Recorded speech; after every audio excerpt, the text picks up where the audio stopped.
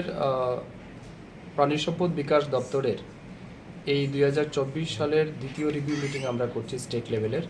আজকের এই রিভিউ মিটিংয়ে আমাদের দপ্তরের সচিব, ডাইরেক্টর, বিভিন্ন জেলা থেকে আগত ডেপুটি ডাইরেক্টর সহ আরও বিভিন্ন উচ্চপদস্থ আধিকারিক রয়েছেন, যাদেরকে নিয়ে এই বছর আমরা যে টার্গেট রেখেছিলাম প্রাণী সম্পদ বিকাশ দপ্তরে, সেটা কতটা আমরা অ্যাচিভ করতে পেরেছি, আমাদের কি ঘাটতি রয়েছে, এবং বিভিন্ন স্কিম যেগুলি আমরা প্রাণী পালকদের বা কৃষকদের স্বার্থে লঞ্চ করেছি বা দিয়েছি, সেটা কতটা ফিল্ড লেভেলে বাস্তবায়িত হয়েছে, পাবলিকের কাছে কতটা গেছে, এই সম্পর্কিত বিষয় নিয়ে আমরা চর্চা করব।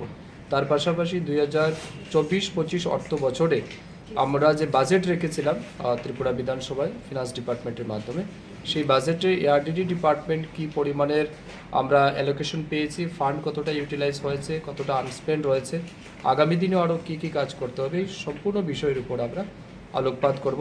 তার পাশাপাশি রাজ্যে বিশেষ করে ডিম উৎপাদন, দুধ এবং মাংস, এই তিনটার উৎপাদন কীভাবে বৃদ্ধি করা যায়, পাশাপাশি যুবকদেরকেও কীভাবে স্বরোজগারি করা যায়, এই লক্ষ্যেও আমাদের আলোচনা থাকবে। কৃষকদের কাছেও কত দ্রুত বিভিন্ন ইনোভেটিভ অ্যান্ড কম্প্রিহেন্সিভ স্কিমের মাধ্যমে আমরা পৌঁছাতে পারি, এই সমস্ত বিষয়ের উপর আজ আমরা দিনভর আলোচনা করব এবং একটা অবশ্যই ফ্রুটফুল সলিউশনের দিকে আমরা যাব। বন্যায় কীরকম ক্ষতি হয়েছে এআরডিডি ডিপার্টমেন্টের? অনেকটাই ক্ষতি হয়েছে, বিশেষ করে গোমতী জেলা, দক্ষিণ ত্রিপুরা জেলা এবং সিপাহী জেলার কিছুটা অংশ, ঊনকোটির আংশিকটা ক্ষতি হয়েছে। তবে অন্যান্য দপ্তর, বিশেষ করে ফিশারি ডিপার্টমেন্টের সাথে যদি আমরা তুলনা করি, তাহলে এআরডিডিতে অনেকটাই কম হয়েছে। তবুও সেটা প্রায় আমাদের 18 থেকে 19 হাজার লাইভস্টক যেটা আমাদের মারা গেছে, ক্ষতিগ্রস্ত হয়েছে।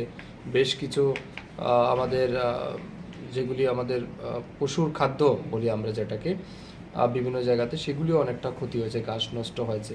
তো সেগুলি আমরা অ্যাসেস করছি এবং অনেকটা আমরা অলরেডি 5 কোটি টাকা আমাদের সরকারের পক্ষ থেকে দেওয়া হয়েছে সেই সমস্ত কৃষকদের স্বার্থে সহযোগিতা বাড়িয়ে দেওয়ার জন্য। এর বাইরে আমরা সেন্ট্রাল গভর্নমেন্টের কাছেও সাবমিট করেছি। আমরা আশা করছি কিছুদিনের মধ্যে সেই ক্ষতিপূরণ আমরা পেয়ে যাব।